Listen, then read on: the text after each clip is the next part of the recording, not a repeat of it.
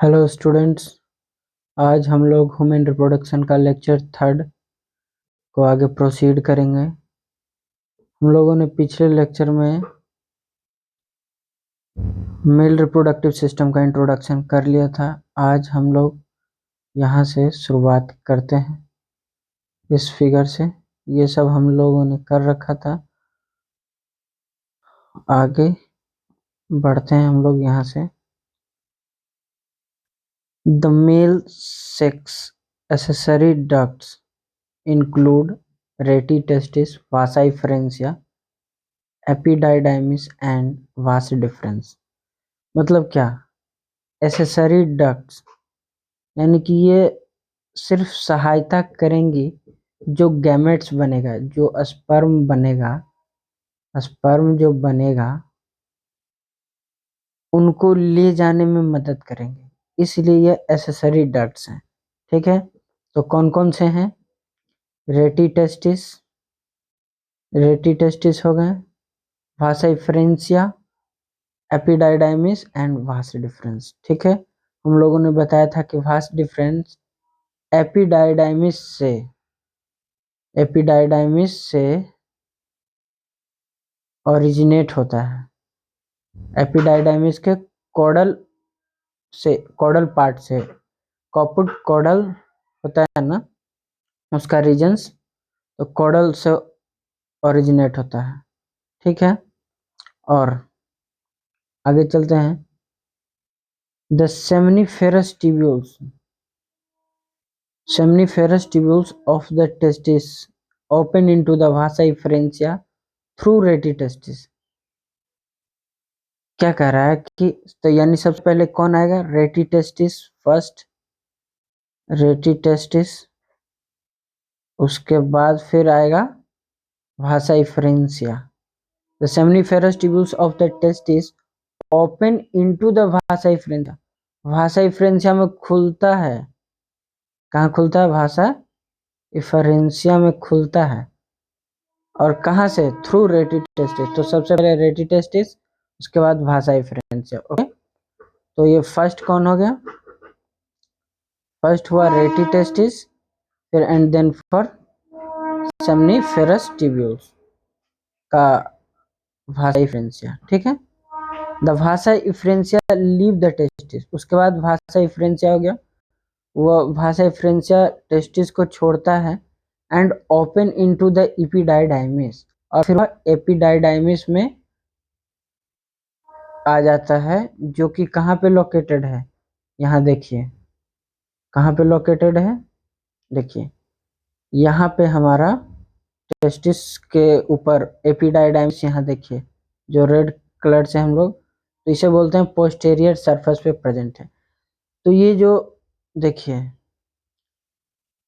ये जो है ये रेटिटेस्टिस है। तो 10 से 12 रेटिटेस्टिस मिलके, और भाषा एफरेंसिया है, रेटिटेस्टिस है, तो 10 से 12 भाषा एफरेंसिया मिलकर एक एपिडाइडाइमिस बनाते हैं, जो कि कहाँ पे लोकेटेड है? पोस्टेरियर सरफेस पे लोकेटेड है। कहाँ लोकेटेड है? पोस्टेरियर सरफेस पे लोकेटेड है। यहाँ देखिए, फिर यहाँ से हमको जाना है और टेस्टिस को छोड़ते हुए उसके बाद हमको जाना है वास डिफरेंस में। एपिडाइडाइमिस से वास डिफरेंस, ये वास डिफरेंस हो गया। तो एक टेस्टिस से एक वास डिफरेंस निकला और दूसरे टेस्टिस से दूसरा वास डिफरेंस निकला। ठीक है, और हम लोगों ने बताया था ये जो बटरफ्लाई लाइक स्ट्रक्चर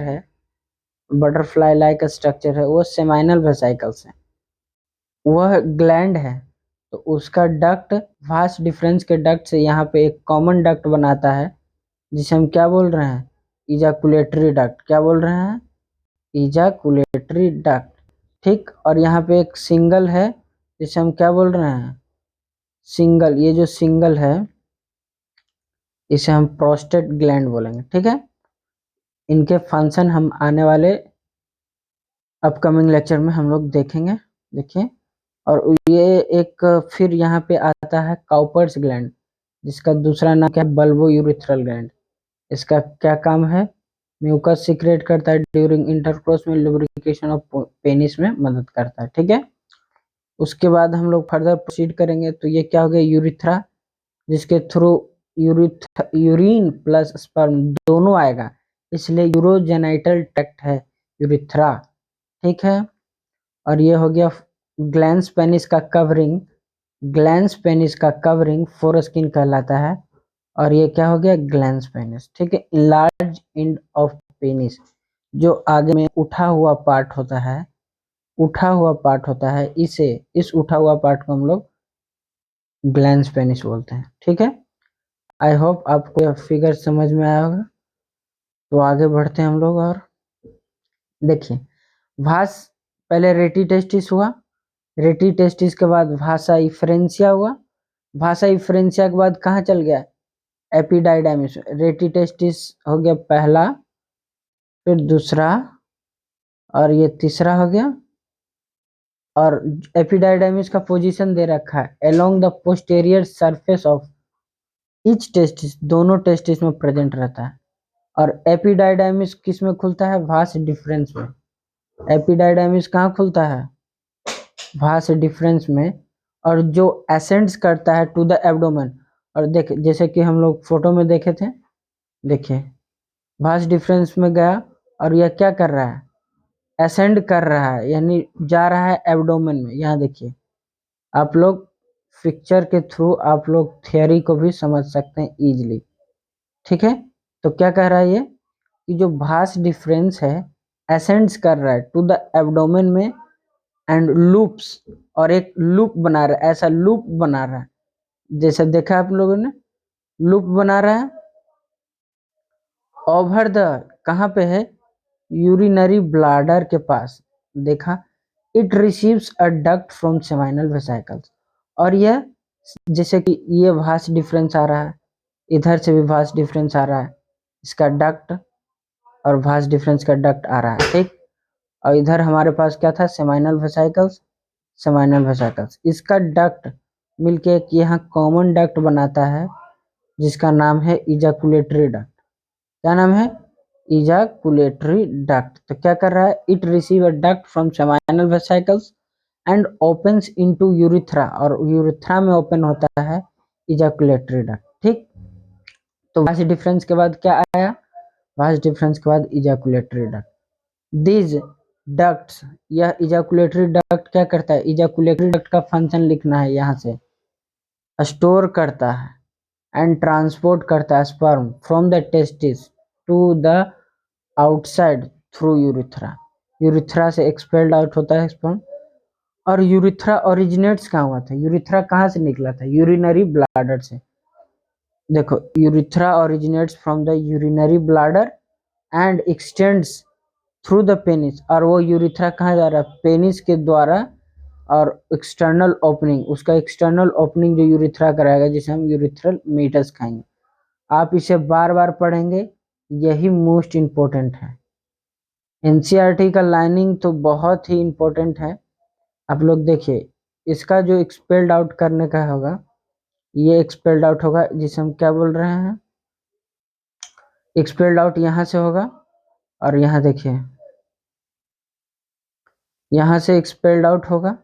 यूरेटर कहाँ से ओरिजिनेट हुआ, यूरिनरी ब्लाडर से यूरेटर हुआ। ठीक, हुआ ओरिजिनेट, और ये आके यहाँ पे मिल रहा है पीछे से। ठीक, पीछे से मिल रहा है, और ये यहाँ पर आकर फिर यूरिथ्रल मीटस से एक्सपेल्ड आउट कर देगा स्पर्म को in female reproductive tract, FRT. ठीक है, जिसे हम इंसेमिनेशन भी बोलते हैं, हम लोगों ने पिछले लेक्चर में पढ़ चुके हैं। तो आइए आगे बढ़ते हैं। ये एनसीईआरटी हमारे लिए दे रखी है, जो कि इम्पोर्टेंट है, वीवीआई है, आप मार्किंग कर लीजिए, बहुत ही इम्पोर्टेंट है, आप लोग ध्यान से समझिए। देखिए, यहाँ देखिए, इंटरस्टिशियल स्पेस आपको दिख रहा होगा, ध्यान से इसके लेवलिंग को देखिए। मैं कलर चेंज कर लेता हूँ, एक ग्रीन ले लेता हूँ। ओके, मैं ग्रीन ले लिया।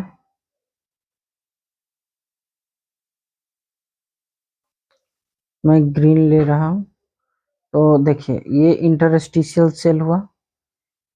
हमने बताया था दो सेमनीफेरस ट्यूब्यूल्स के बीच के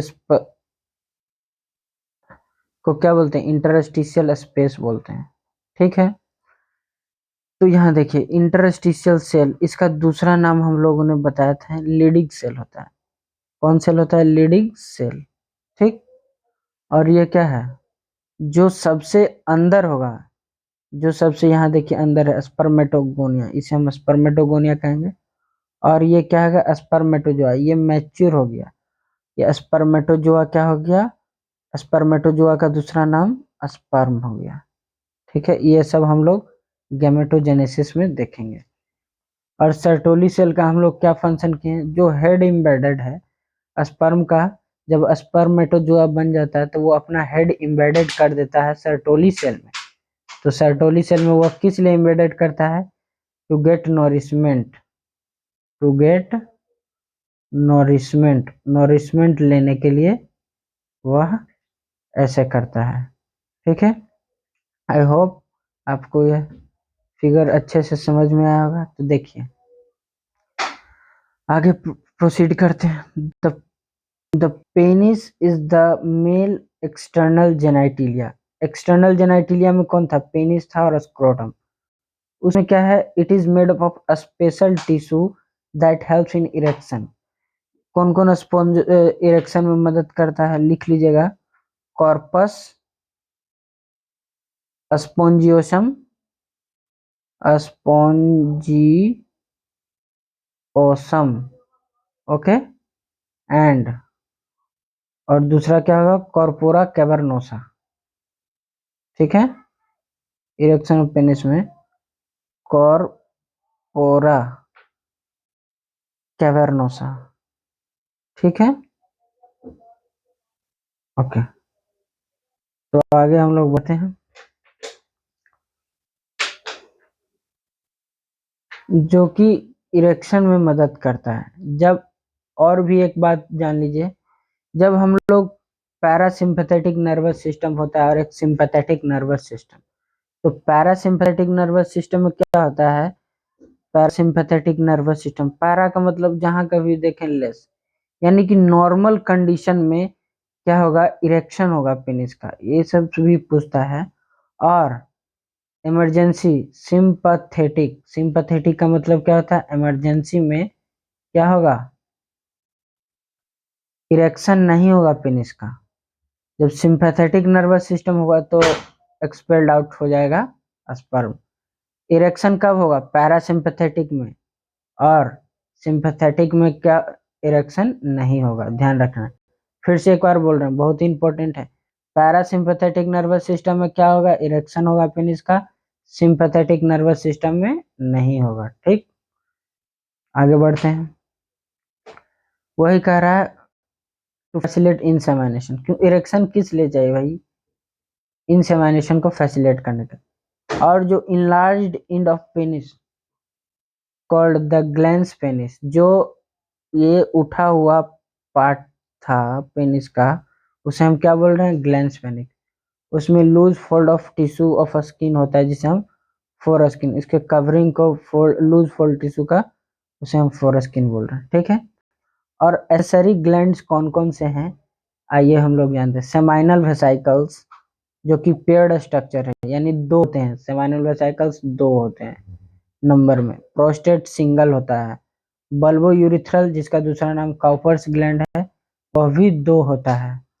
ठीक, सिक्रीशन ऑफ दिस ग्लैंड्स, इन ग्लैंड के सिक्रीशन को, secretion of this gland constitute the seminal plasma. इनको सेमाइनल प्लाज्मा कहते हैं, जो कि रिच है इन फ्रुक्टोज में, कैल्शियम में एंड सर्टेन एंजाइम्स।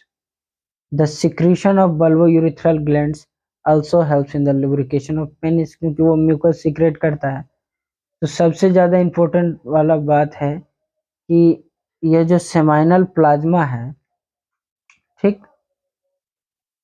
रिच है फ्रुक्टोज में, कैल्शियम में और सर्टन एंजाइम्स। यह भी आई है, इसको आप लोग पढ़िएगा बढ़िया से। और अगले लेक्चर में हम लोग फीमेल रिप्रोडक्टिव सिस्टम स्टार्ट करेंगे। ओके, अब देखिए यहाँ पे एक और पॉइंट लिख लीजिएगा। सीमेन एक टर्म आता है, ठीक है। सीमेन क्या आता है? सीमेन। सीमेन इज इक्वल टू क्या होगा? Sperm plus seminal plasma. Seminal plasma, okay, ठीक है। तो आप लिख लीजिएगा। तो ये बहुत ही इंपॉर्टेंट है ये line, rich in fructose and certain. जहाँ आप लोग प्रीवियस ईयर क्वेश्चन लगा के देखिएगा मेल रिप्रोडक्टिव सिस्टम पर, आपको इजीली हो जाएगा। ये VVI है। ओके, तो मिलते हैं अगले लेक्चर में जो कि फीमेल रिप्रोडक्टिव सिस्टम स्टार्ट होगा। तब तक लिए ऑल द बेस्ट। पढ़ते रहिए NCERT। एक बार हमारे पढ़ाने के बाद भी आप लोग NCERT पढ़ लीजिएगा। All the best.